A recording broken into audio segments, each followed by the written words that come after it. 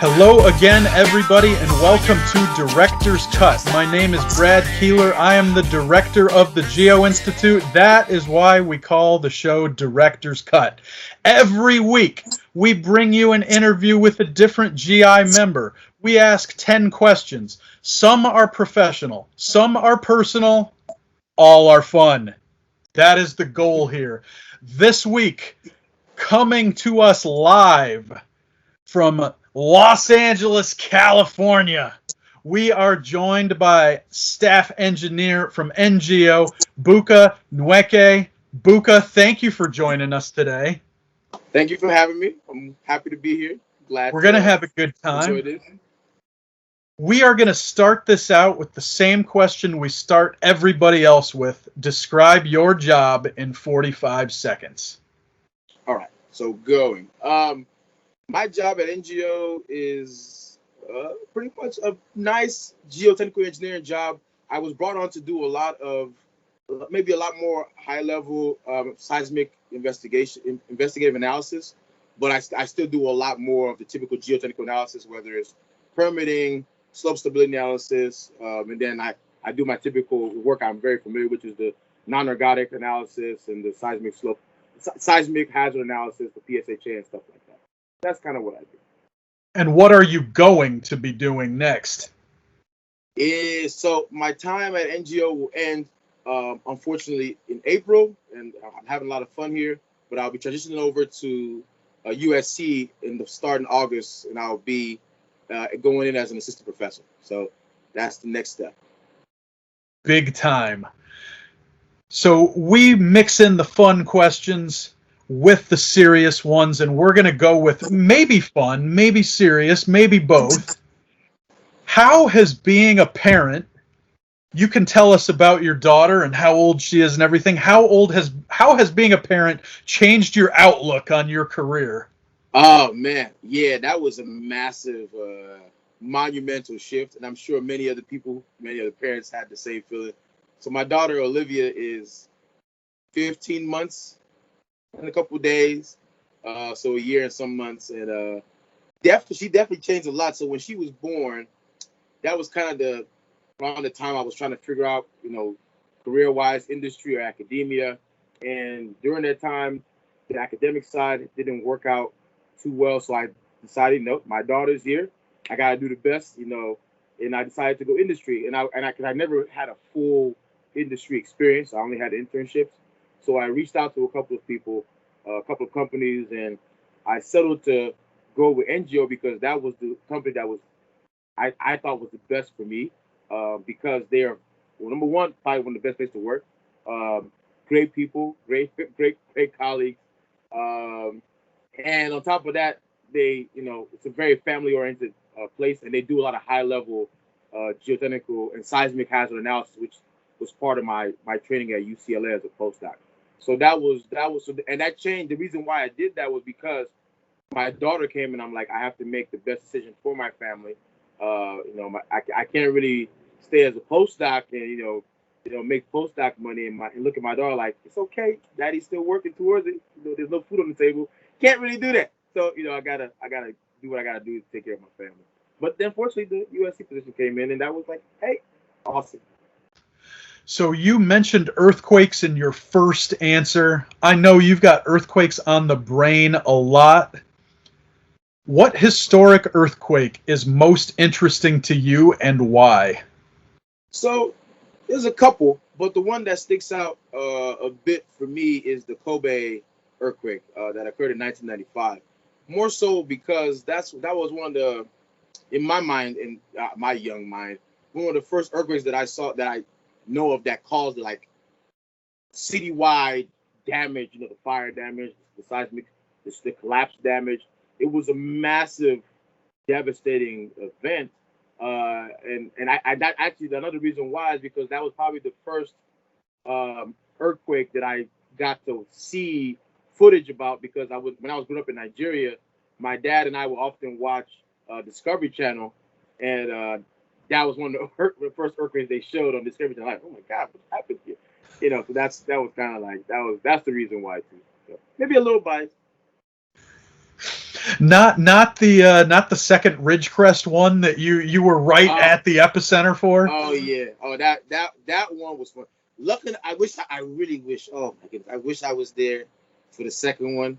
I was so jealous that all like John Stewart and Scott Brandenburg and Sean Addy and Christine Goulet got to feel the shaking. I would have liked to feel the shaking, but unfortunately, I was in Cincinnati at the time. But hey, that one was good too. That was good. Had a lot of fun. So you just mentioned that you grew up in Nigeria, and I believe you moved to the States when you were about 13, right? 12, 13, yes. So I think maybe a question that you've had before is what was the first thing you did when you came to the US? I want to know what you did on the second day Oh. you moved to the US. Uh, And maybe second day can be metaphorical. Like yeah. I guess what I'm interested in is what did you do after you get here and you're like, "Woo, we moved." Yes. What do you do after that? So, crazy enough, so my move to the U.S. happened in probably one of the shocking times for a young man to move to another country from a tropical climate, which was January of 2002. So it was freezing. It was cold. Jesus Lord, it was cold. And the first thing we did was as soon as we got there, I can't remember what we did, but I know I was hungry. I know we got food. And the next thing we did was my mom took us to Old Navy and bought us winter clothes because we had zero winter clothes coming into New York. And unfortunately, the set of winter clothes that she bought was not enough because we were standing at the bus stop for the school bus, and it was like the wind was like, "Oh, you think you don't have a scarf?"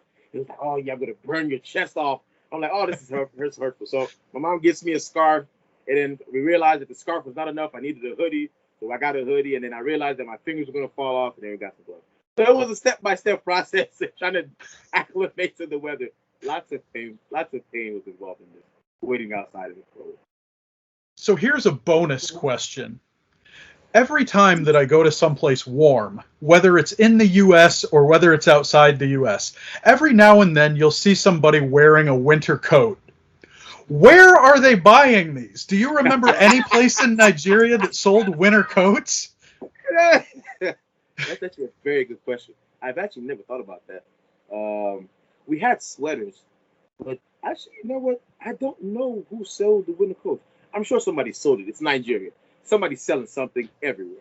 But I never really saw winter coats. I saw sweaters. There's lots of sweaters and cardigans and stuff like that. But never coats, now that I think about it. That That's a good question was inspired. I saw someone in Phoenix wearing a winter coat one time, and I thought, where did they even get that? Like, They probably, what's funny? They probably went all the way up to Flagstaff, got it, and then came I back. guess you could do that. Yeah, Yeah. probably because there's no reason why you're gonna have a jacket in Phoenix. It doesn't make The airport was cold that day, I guess. the airport was chilly. Flagstaff. So you come from civil engineering blood. Your dad, you'll talk a little bit about this in a minute, was a civil engineer. And was there a civil engineering lesson that you learned from your dad that you still go back to today that you can't get out of your head? I don't know if I would call it a lesson or maybe like a passage of like behavior-ish, I used to say. So my dad was an entrepreneur in Nigeria. So initially, I think he worked for I forgot what the company was called, but it was a company that eventually merged with Bechtel. And this was back in the early '80s, early and mid '80s. He worked for them and decided because he was going to either go work for them out of the country or come back in and work in Nigeria. And back then, you made a lot more money. So back then, you made more money working in Nigeria because the dollars to naira transition was more favorable.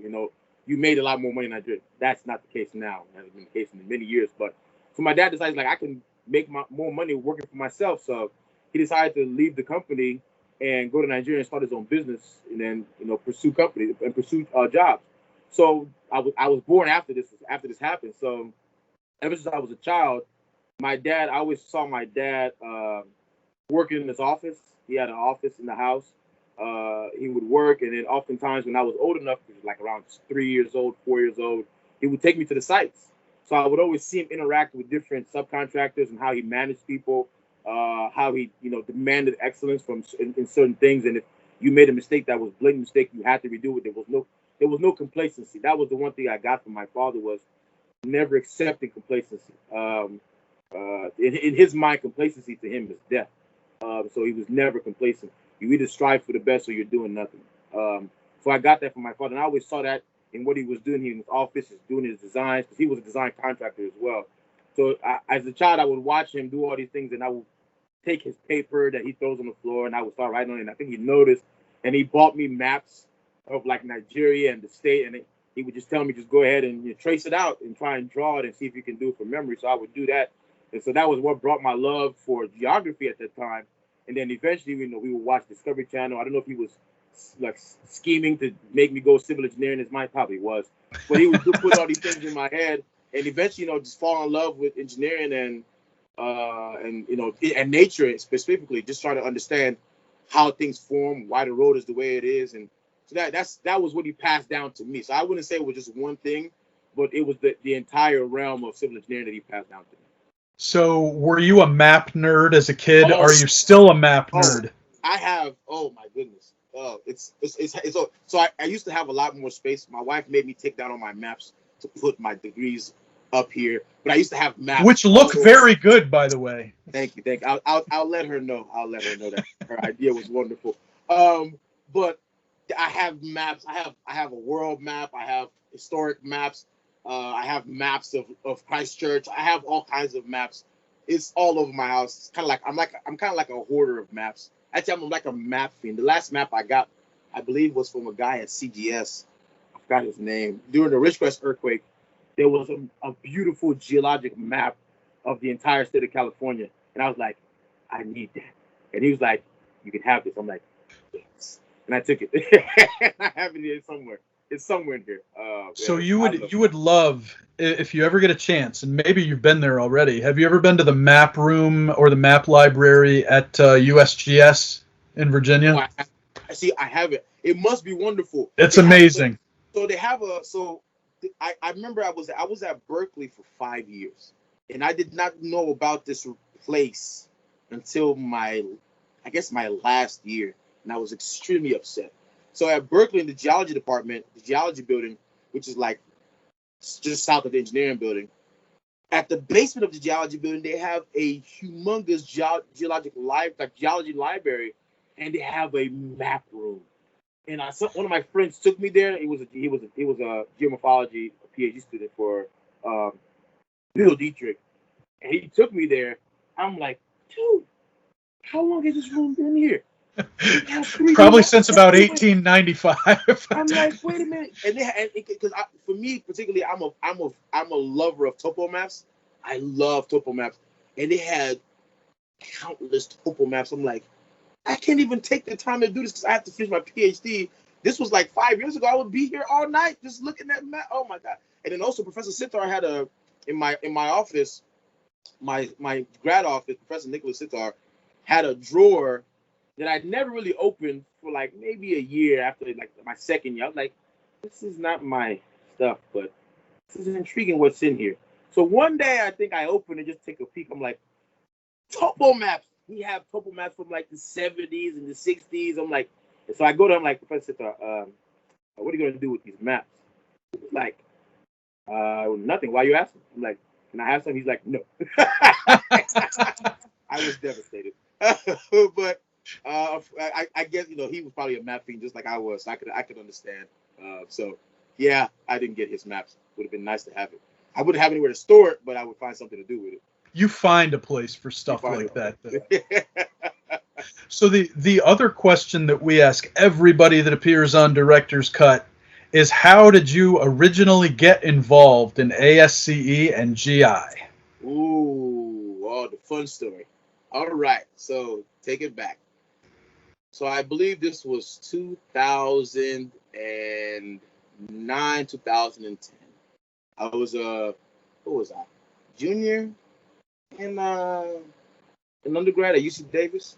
Yeah, I think a junior, or maybe a sophomore. Junior. So previously, freshman year, hear of ASCE, but you just didn't have time because classes taking over your life. and it's your first time in college, so you're not really worried about ASCE. Second year, you're still dealing with classes. So ASCE is they like, can I get involved? But you're like, I'm still trying to balance those classes. Some students are better at doing it than others. I wasn't so good, so I had to focus on classes. So junior year, I was fortunate enough to get it. So everything kind of funneled its way in. So I got a job at the Center for Geotechnical Modeling at UC Davis. Dan Wilson pretty much hired me as a student assistant, which was pretty much my way into geotechnical engineering. That's a different story. But I got there, and while I was there, we were taking our upper division courses. So there's one of my friends at the time heard about the geo competition, and essentially he was like, "Buka, do you want to do the geo walk? You work at the centrifuge, and I guess you know some geotech stuff." I didn't know that much geotech stuff. We were all taking classes, but I guess I was a geotech guy because I worked at the geotechnical lab. I was like, of course I want to do this. It was fun. We play with dirt. Sign me up. So that was essentially my, because the geo wall was part of the whole ASCE. Yep. We had this was mid-pack, so we had our ASCE competition, and then you always hear about concrete canoe and maybe steel bridge, and you see them do all these things. I'm like, this looks like a lot of fun, but I haven't had time to join them. But then the geotech one came out, I'm like, oh, this is for me. I have to do this. So we go through the process of like, I had to learn AutoCAD because we had to design. Yeah. We had to design the box, do all these different things. So I self-taught myself AutoCAD. Very proud of that. It was like a week of crash course, and I'm like, I'm gonna get this done. And I did it. At the same time, we're doing design, we're doing trial and error. My friend goes and gets a dovetail joint so he could put because we thought we had to assemble. At that point, I think Scott Mary was making the rules, and I think at one point the rules had said you have to construct your box on site. They eventually changed it because they realized maybe that was kind of unrealistic. So my friend got dovetail joints because we were gonna like slide our pieces together like Legos and everything, like get going. So that was fun. And then that was my first experience with ASCE actually, and meet all my friends, ones I still have to today. We competed against, I think it was us versus Berkeley, Sac State, University of Pacific, where Scott Mary was. He was there. He was the guy who wrote the rules. And then there was one more. So I think it might have been San Jose State or SF State. I can't remember who else was there. But there was another school there. But we competed. We had to fill the box. We had to put the extra weight on. It was fun. We had a lot of fun. It was wonderful. It was at the campus. It was Sac State's campus. It was oodles of fun. I had so much fun. So, that was how that's how I got pretty much introduced into like deep ASCE. Before that, we would see people around, and you would attend some of the meetings for pizza. But that was my first my first input. And the next year we continued on, and I ended up being the leader the next year because I was a co-captain the previous year, became the captain this next year, and that was at Berkeley. That was fun too. So it was a great time actually. Great time. Come for the pizza, stay for the engineering. Yeah. That's how they get you in college, man. These college students are hungry and they smell pizza from 10 miles away. Like, hey, somebody's having a session. Let's go. So I know you're a big basketball fan. I had to put a basketball question in here. What NBA player from the past, has to be somebody who has retired, would you most like to see in today's game? And let's take somebody who's been retired for a while. You can't pick, I don't know. I'm trying to think of somebody who retired last year. Who would I pick? But it's got to be somebody who's retired. Who's retired? I would say, I'm sorry. I would say, that's a good question actually. Who do I want to watch that's been retired for a while? So there are a couple of people that come to mind that I probably would have liked to see. I'm actually staying in the 80s because the 80s was probably like where like a lot of the guys were. That's like basketball revolution time. I'm trying to think who I would have loved to see play. Like when you say see play live or see play in today's game. Just see him experienced. I'll give you mine while you're thinking of yours. So we keep the first one I thought of immediately, specifically because the game is so fast now and there's so much shooting. Pete Maravich. I think Pete Maravich would put up 50 a game. You know, Now, he was one of the people that came to mind because of the work he put in. But there's somebody else I feel like actually there it goes. That's who it would be. It would probably be Elgin Baylor. Him and George Gervin. For some reason, because both of those guys for me are like mysteries that I never really understood their game and their like the impact of their contribution. Because I never watched videos. Like you hear about West and all his accolades, and you hear about Kareem Abdul-Jabbar, you hear about Big O, you hear about all these other guys, but Elgin Baylor and George Gervin have this reputation for being like cold killing shooting guards. yeah. And I just can't. I'm a huge Kobe's one of my favorite player of all time was Kobe. And I'm trying to picture what they did that was so like crazy, because those guys, some of those guys had skill sets and attributes that probably transfer very well. Like people look at Russell Westbrook today, or they look at what Derrick Rose used to be, like that explosiveness and that tenacity. And I want to see I would like to see what those two had, because they were supposed to be like deadly basketball players, and I never really got to appreciate it. So those are two I would pick. Everybody else I've heard, you watch highlights. Everybody's seen Michael Jordan highlights. We've all seen Larry Bird and Magic Johnson and Kareem.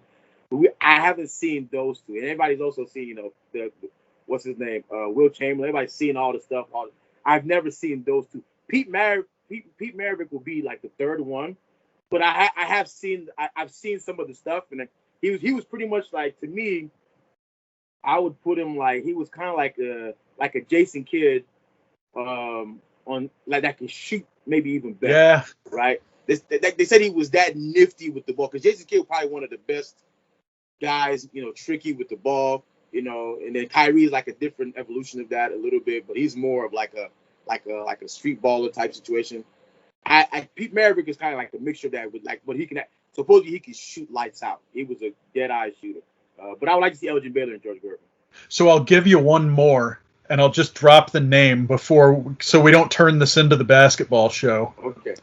Bernard King. Oh, that's a good one. So those were my top two, were Maravich and King. So we got 3 questions left. They're important ones, and I felt bad for giving you important ones. But you're a mentor, or you've been a mentor in UCLA's SEED program. Can you tell us a little bit about the SEED program, and what's the most unexpected thing you learned from being a mentor there? So I was very fortunate to actually get into UCLA when I did, because the guy who pioneered, and SEED stands for Center for Engineering Excellence and Diversity. And it's a program that's been at UCLA since the late 80s, early 90s. It was there prior to Prop 209, and then it was there after 209 because it readjusted. And it was pioneered by a guy named Enrique Ainsworth. Wonderful guy, has impacted many lives. And I was fortunate enough to essentially get there when I did, because he was essentially leaving, and I was essentially able to help him out in the last couple of years. So at the SEED program, what it allowed me to do, I have a visitor. What it allowed me to do was reach students directly as a mentor / teacher, right? Mentor teacher.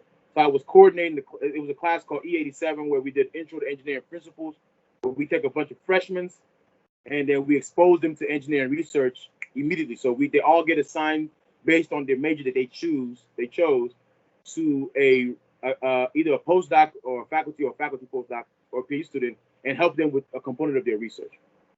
So I was able to do that, and I was able to essentially give freshmen, or like teach freshmen how to pretty much do research. And it was a fascinating thing, and what it taught me was that it requires a great deal of patience, which I'm sure everybody knows, but more than that, it requires a great deal of compartmentalizing your perspective of how you see students, right? So a lot of people oftentimes they think one way. This is how you approach it. This is how you teach it. This is how you teach, right? But a lot of people don't understand that. A lot of times people don't understand that teaching is actually a fluid art, right? It's almost like trying to cook, right? Sometimes you may, sometimes some things may need a little bit more spice. Some dishes may need a little less spice. Some dishes may need a little more time in the oven. Some dishes may need a little more time on the frying pan. So you have to be able to tailor your skill set and your goals to the student that you're trying to get to do the work. So I learned that quite a bit. When you particularly dealing with freshmen, their minds are still high school level. Still racing Yeah. around.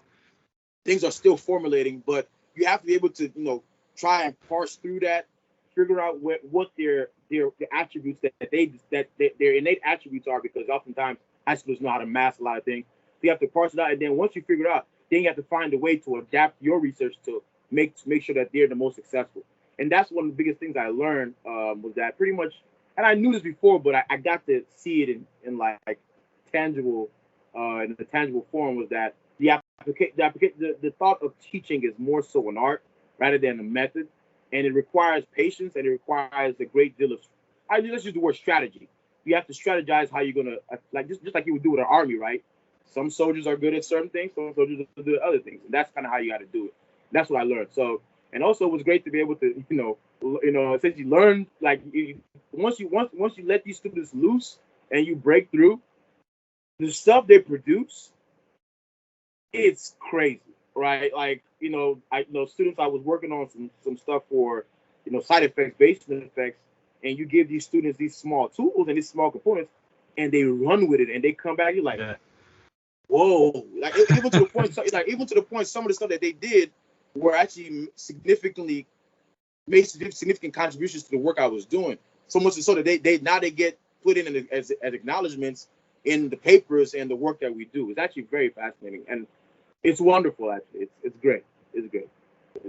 And especially these are also what people will consider. These are minority students. So these are the minority underrepresented students. So it's a mixture of many different backgrounds. Some are first gen. It's pretty interesting. Yeah, it's Well, that's wonderful. awesome. Yeah. So we got two left. One is, you are legendary, and I mean legendary, for being a storyteller. Oh man, I thank you. want to I know, have fun. though, what is the best story you have ever heard from somebody else that is unforgettable to you? Woo! All right. I've heard a lot of stories, and there are some really great people out there that tell really good stories.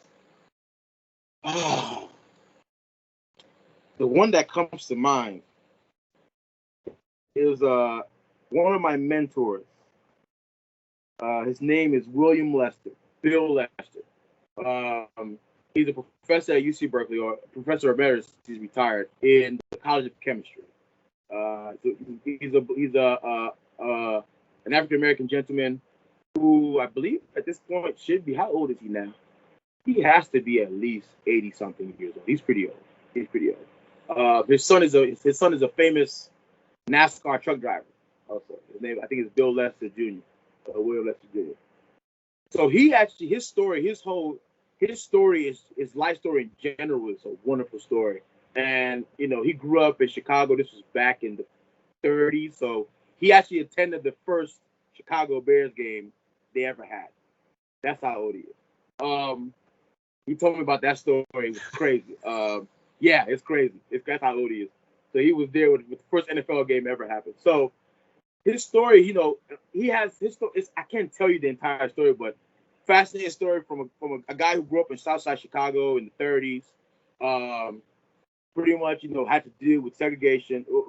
Not segregation as they did in the South, but pretty much prejudice and racism, and overcoming that. Finding his way to college at I think it was one of the University of Chicago's. The way he found his way there was via going to the library and finding a scholarship in the library, in a book in the library that he didn't even know existed. Ended up going to the school, joined the basketball team, became one of the greatest scorers the school has ever seen. They actually inducted him into the Hall of Fame. Found his way to University of Wisconsin-Madison for his master's/PhD. That didn't work out. He then went to the Catholic University in DC, I believe. Finished his PhD there. Tried to go into academia. It didn't work. ended up going to IBM. He was a computational chemist. So this was back then when computational chemistry was kind of like what Tesla is today.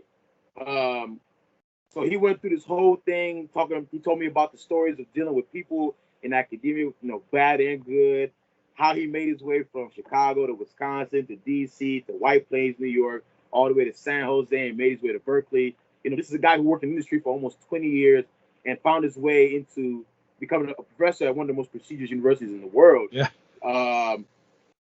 It's a mind-blowing story, and he's one of the people that when I think about my path and my trajectory and the struggles I deal with, I think to him first because he was always there in my ear, letting me know. It's like, he always tells me it's like there's more than one path to get to your goal, and nobody's path is straight.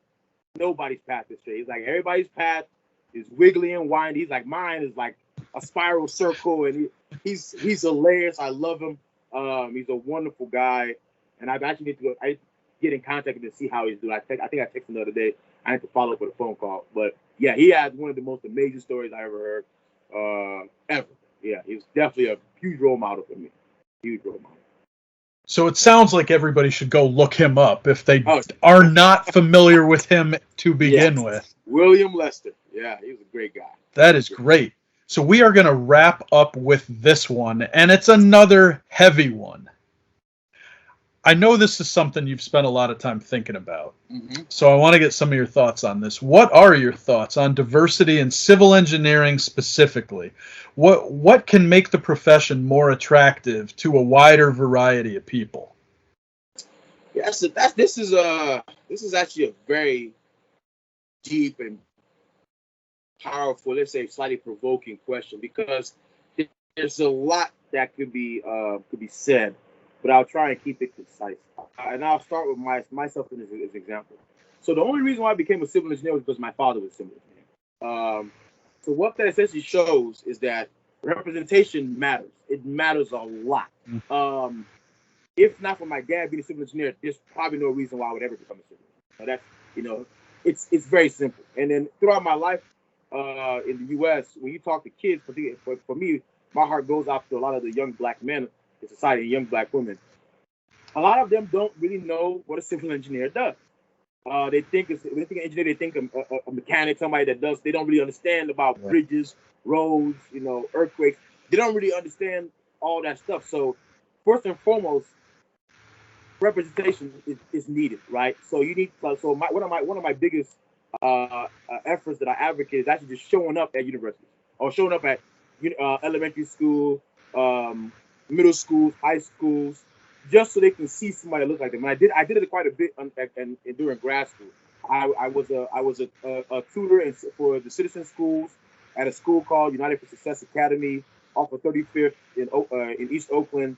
I went there and I essentially taught these kids how to. I took the geo wall competition and I shrunk it down into a course for 6th, 7th, and 8th graders, and I taught them how to build a mechanically stabilized earth retaining wall. And they did that after a 7-week course. I had to break down the physics for them. I had to simplify a lot of things and take a lot, kind of omit some things, but they understood the concept. And initially I had to deal with kids that were a little belligerent. They didn't really care. But at the end of it, and I wish I had the pictures. I don't have the pictures, but they loved it. Girls, boys, they had so much fun. So I did that there. The next year, I did another thing where I went to Richmond High School, and I was helping them with the building. It was a Chevron thing where they were converting a manual bike to an electric bike, and I was a mentor for high school students in the engineering program, and that was wonderful because they got to create the thing. I taught them how to work as a team, how to deal with their issues, how to compromise and come to a good conclusion, and it worked out great. They made the bike. They rode around the bike. They raced around the bike with other people around the track. It was wonderful. And then the next thing I did, because I was very involved with the stuff, was did a lot of career fairs and science fairs in middle schools. And I also was very one of the things I was very engaged in was direct mentorship to students in McClymonds and a school called Sankofa Middle School, which is now probably disbanded and split into multiple schools because the Oakland School District has a lot of issues, but that's another topic.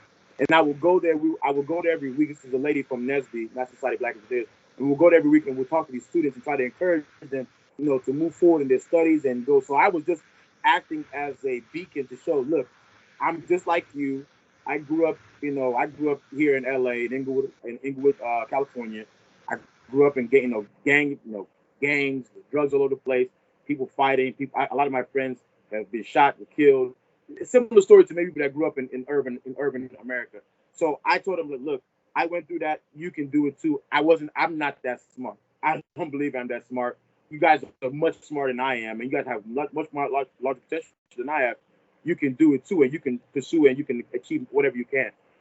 So that's the first thing that we need to do with diversity is we need representation. The next thing now is we need agency, right? So after you get representation, you need agency. The agency part comes from, us as a group, and GI does a good job of this, is bringing in the students, right? You bring in the students to the competition, you give them a space to be able to showcase their skills. That's the kind of agency we need to do also for for these underrepresented students. Whether it's, maybe we might be able to create maybe an ASCE high school club where we can, we don't have that right now. It's very hard to, and I know it's hard to coordinate because it's difficult. But maybe one of the things that will solve is pretty much going to ASCE, taking ASCE to the high school level, because that's kind of where that's one of the first big leaks in the pipeline is at the high school level. Well, transitioning from middle school to the high school. If there's a way you can capture them before they leak out of the pipe, then you solve a big problem. So that's just one of many things that you can do. And as we get older, as they get higher and higher in the, when you get higher and higher in academia and industry, you start seeing less and less diversity. And that's for, it's kind of like a situation where, it's kind of like a washing out. And it's not just the minority, everybody does, but it's highlighting minority because we already started with a small population to begin with. So in order to fix that, you got to start from the root, and you got to start from middle school, high school, elementary school, and build up from there. And then the ones that you do have in college and grad school, you have to give these guys the opportunity to shine, because a lot of times, and I'll use myself for example. My high school, I wasn't, I took the SAT. This was back in 2006, 2007. But back when they converted from 1600 to 2400, I didn't score the greatest. It didn't mean that I was stupid or I was dumb. I just didn't have the resources that somebody at Beverly Hills had, or Santa Monica had to take the test, to prep the prep test, And clearly I wasn't dumb, because I ended up going to Berkeley for a PhD and graduating, which it's a rigorous course. So it's not like I was dumb. It's like I had the aptitude. So we have to find ways to give these kids a space to showcase their skills and allow them to make mistakes and not destroy them for the mistakes. You know what I'm saying? So we have to give them the ability to make mistakes and grow. And this is something that's afforded to everybody. I think we need to afford it to the minority group as well, so that they can be able to, essentially, because you need to be able to make those mistakes to move forward and learn. So I think that we need to that's my concise answer for that. And in civil engineering, we're doing this job. The number of women in civil engineering has been increasing slowly. Number of African Americans in civil engineering and minorities have been increasing very slowly, but the pace is very, very, very slow. Actually, embarrassingly slow. And I think we need to do more to push it forward. So that's one of my goals in life, is to do that. My goal is to do it through as a faculty member at USC, and I hope to continue, and I hope other people join me and do that. And I'm sure that GI has a lot of plans going forward. So that's the goal, and that's my thoughts on diversity in civil engineering. We pretty much have to do a more of a better job of showcasing what we are at those hubs, those urban environments, and we have to essentially help build those guys up.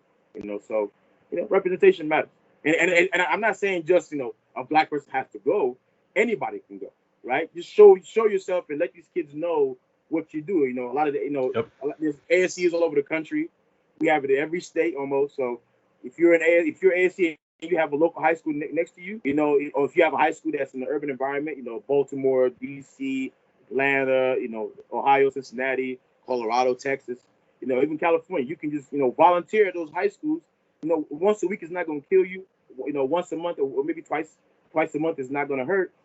Go there and just talk, tell them what you do, giving examples, or you could even say, it's hard to do in COVID, but when COVID dies away, you can volunteer to chaperone kids to your job site and just show them what's going on there.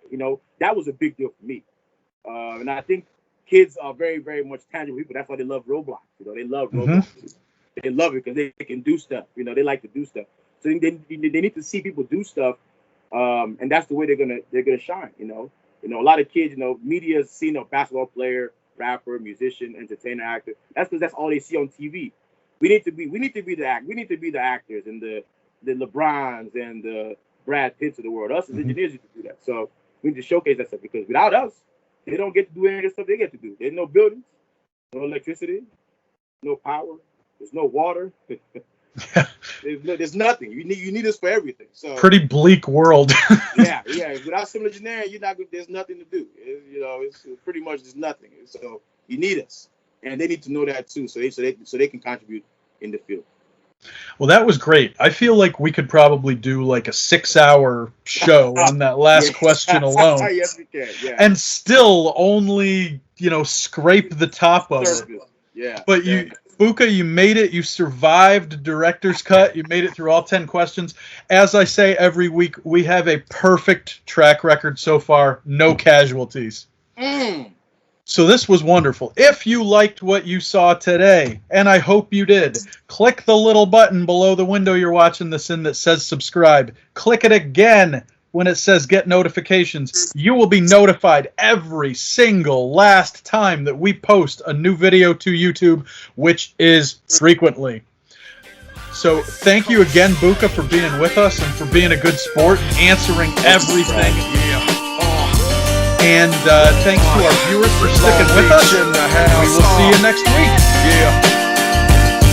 Oaktown, Oakland definitely in the house. Frisco, Frisco. Hey, LA